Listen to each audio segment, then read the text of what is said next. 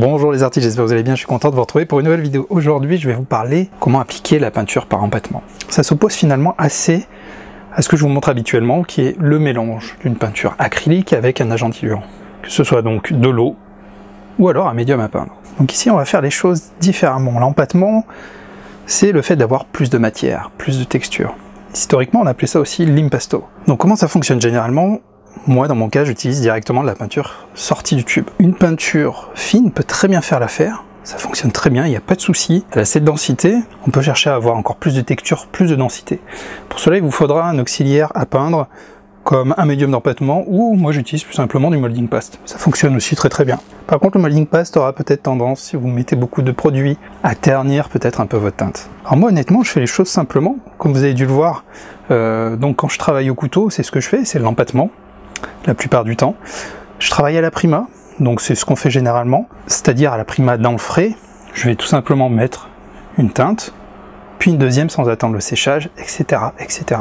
Alors c'est assez intéressant, par contre attention, parce que les couleurs vont se mélanger, ça peut paraître simple, mais il y a quand même un coup à prendre. Je vais vous faire un petit exemple très simple ici après. Le gros avantage, vous pouvez utiliser de la peinture directement sortie du tube, utilisez votre couteau et continuez de cette façon-là. Par contre, si vous utilisez un médium pour avoir un peu plus de texture, il va falloir préparer vos couleurs en amont sur une palette. Alors le gros avantage de travailler par empattement, c'est assez ludique. C'est assez ludique. Vous allez voir au début, vous allez vous amuser avec votre couteau, les couleurs vont se mélanger, vous utilisez directement la peinture sortie du tube, donc pas de préparation. Alors, ce qu'il faut savoir, c'est que la peinture acrylique est très appropriée pour l'empattement. Donc l'avantage aussi avec l'acrylique ici, ça sera les temps de séchage.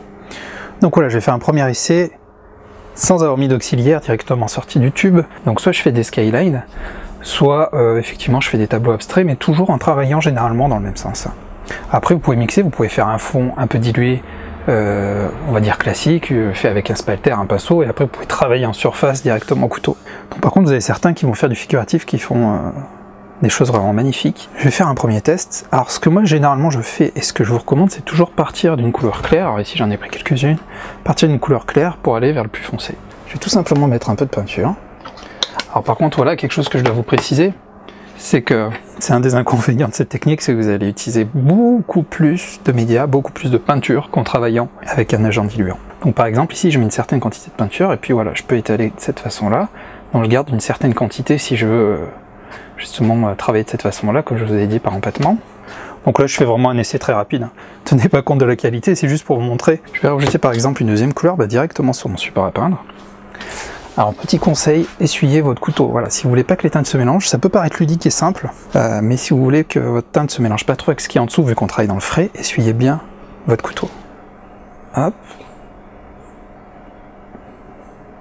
Voilà, je vous fais un essai très rapide. Donc on voit bien qu'il y a une matière qui a une certaine quantité de peinture, puis il y a ce côté un peu sympa, ludique, rapide. Alors à savoir que le piège, je vais pas vous le montrer ici, alors, le but c'est de garder une certaine quantité de peinture. Si je viens à trop tirer ma peinture, à trop insister, vous allez soit trop gratter et avoir ce genre d'effet, c'est-à-dire montrer le dessous de la toile, ça faut faire très attention à ça. Sur une toile ça va coller, à force de gratter, tout va se mélanger, vous allez avoir des résultats grisâtres, et ça serait dommage. Donc vous voyez, quelques coups de couteau ici suffisent, parce que je sais, j'ai en tête le résultat que je veux. Alors, vous voyez, il y a quand même une bonne quantité de peinture, principe de l'empattement. Certains arrivent à avoir jusqu'à 8 mm sauf erreur, alors là après il faut quand même pas mal d'auxiliaires je pense. Mais apparemment il ne faut pas non plus trop abuser de l'épaisseur, en termes de vieillissement ou autre.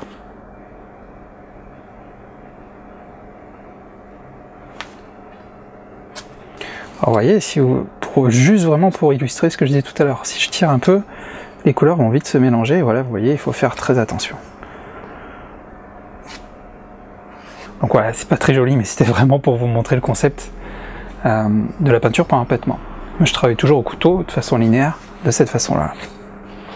Alors après, effectivement, là on a une certaine quantité de matière, mais si je viens à dessiner dedans, ou faire voilà, des petits effets comme ça, on pourrait avoir un peu plus, de matière à travailler, ça pourrait être différent. Justement, c'est le principe du fait d'utiliser un auxiliaire, soit d'empattement, soit du molding paste. Donc par exemple ici, voilà, je vais faire. Donc vous voyez, je vais faire quelques essais, je prépare mes peintures, et je vais rajouter en fait mon auxiliaire à peindre. J'ajoute ici un peu de molding paste. Si vous voulez voir à quoi sert initialement le molding paste, je vous invite à regarder la vidéo que je vous mets en lien ici. Donc ici mes couleurs, un peu d'auxiliaire donc pour pouvoir avoir un peu plus de matière. vais tout simplement mélanger. On voit tout de suite que j'ai plus de matière, hein. C'est plus dense, j'ai moins de fluidité.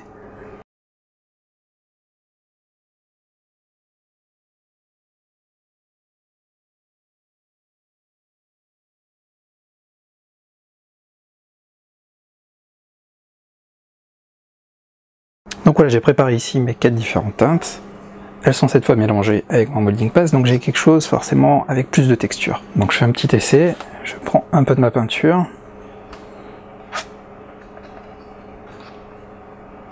Puis voilà, je travaille de la même façon. Donc moi j'ai pas trop mis de produit, mon molding paste est assez fin, j'ai gagné effectivement en matière. Je sais de plus que là j'aurai beaucoup plus de tenue après séchage que sur ce que j'ai fait à gauche. Parce que vraiment, le molding paste va garder les formes, toutes les formes que je vais donner au couteau. Donc là c'est le côté intéressant, c'est le petit plus que ça peut donner. Seule chose contraignante, c'est qu'il faut effectivement en amont préparer vos couleurs, hein. J'essuie mon couteau.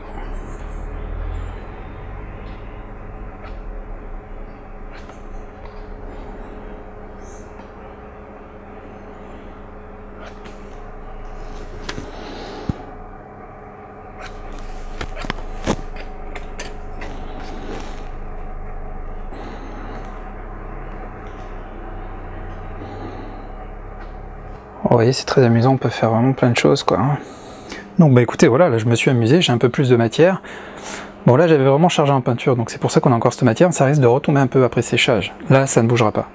Là vraiment, ça restera vraiment, ça gardera la forme grâce au molding paste, c'est son rôle. Alors après je vais vous montrer effectivement les choses à ne pas faire. Le piège, c'est que vous allez voir qu'en expérimentant, en vous disant bon bah tiens, je vais mettre un peu de peinture, voilà comme ça. Utiliser un peu, et voilà, vous allez vouloir commencer à mélanger. Alors vous allez mettre une deuxième teinte, par exemple comme ça, vous allez beaucoup trop loin, vous allez continuer à tirer et les deux teintes vont se mélanger. Alors ça peut être un avantage si vous cherchez à faire du mélange, vous pouvez faire du mélange dans le frais directement de cette façon là sur votre toile. Et si vous ne cherchez pas le mélange, bah, c'est irréversible. C'est-à-dire que vous allez aller trop loin, et puis vous allez avoir, à force de gratter déjà le grain de la toile dessous qui va ressortir comme ça, vous allez avoir une sorte de bouillasse qui ressemble plus à grand chose.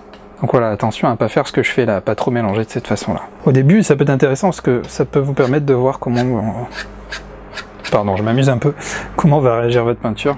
Mais voilà, là vous voyez qu'il y a trop de mélange, ça ressemble plus à grand chose. Ou sur des teintes voisines et vous allez voir qu'il y a des choses très sympas à utiliser. Vous pouvez aussi, je peux vous recommander d'utiliser du jaune et du rouge. Vous allez voir, c'est très intense au début. Par exemple faire un fond rouge et travailler avec du jaune par-dessus, ou faire le contraire. Violet blanc fonctionne très très bien aussi. Tout ce qui est pourpre, pourpre blanc, voilà, c'est des choses, c'est des couleurs qui se mélangent bien. Du turquoise blanc, pourpre blanc avec un peu de turquoise, voilà, essayez toutes ces couleurs, vous allez voir, c'est assez sympa. Mais en tout cas, si vous voulez utiliser le couteau, c'est la plupart du temps vous allez travailler de cette façon-là par empattement. On aurait très bien effectivement pu faire un fond, c'est là pour ce mini tableau, pour cet exemple faire un fond au pinceau comme je vous ai dit, travailler par-dessus après, mais voilà, il y a plein de possibilités. Bah écoutez, je vous remercie d'avoir regardé cette vidéo. Tout ce que je peux vous recommander avec l'empattement, c'est d'expérimenter, de l'essayer. Vous n'êtes pas forcément tout de suite obligé de prendre un auxiliaire d'empattement ou du molding paste. Honnêtement, moi généralement je l'utilise pas. Comme je vous ai dit, peinture sortie du tube, prenez vos tubes, prenez juste un couteau, faites quelques essais. Par contre, ayez bien conscience que vous allez utiliser beaucoup plus de peinture et que vous allez charger un peu plus vos toiles, mais bon, ça reste une bonne expérience, c'est quelque chose à essayer. Au début, on en met un peu de partout. Donc d'ailleurs, je vous donne un petit conseil en passant, faites attention à vos bords. Si vous travaillez sur une toile, si vous allez venir à charger vos bords avec du coup pas mal de médias, pas mal de peinture, ça va déborder. Ça va déborder, donc toujours, comme je vous le montre dans mes cours, vous prenez votre couteau et vous essuyez vos bords. Vous essuyez bien vos bords avant séchage. Déjà, ça ne va pas dépasser, ça ne fera pas un résultat disgracieux. Vous aurez un résultat bien lisse sur les côtés. Et surtout, quand vous allez faire votre finition, si vous le faites en théorie, si vous travaillez bien, si vous faites vos petits bords noirs, et ben ça empêchera d'avoir des bords noirs qui ne seront pas linéaires. Parce que si vous commencez à peindre vos bords et qu'il y a plein de peintures sèches sur les côtés, avec différentes couches d'épaisseur, vous allez avoir du mal à peindre vos bords. Donc, petit souci de finition, faites bien ça. Et puis bah voilà, maintenant il vous reste qu'à essayer. Prenez quelques tubes de peinture, commencez soit sur du papier ou sur des petits formats pour pas utiliser trop de peinture. Et puis bah, le mieux c'est d'essayer, de regarder comment vont se mélanger les peintures entre elles, comment appliquer, etc. En tout cas, je vous remercie d'avoir regardé cette vidéo. Pour ceux qui ne connaissent pas, je m'appelle Anthony Chambaud, je suis artiste peintre. Si vous voulez vous lancer dans la peinture acrylique, je vous propose mon guide qui est gratuit, guide du matériel, qui a été téléchargé ici. En donnant votre adresse email, vous allez aussi recevoir une séquence d'emails pour vous lancer le plus simplement possible dans la peinture acrylique. N'oubliez pas non plus de vous abonner à la chaîne pour recevoir les nouvelles vidéos qui sortent chaque semaine. Et en tout cas, je vous remercie, je vous dis à très bientôt pour une nouvelle vidéo.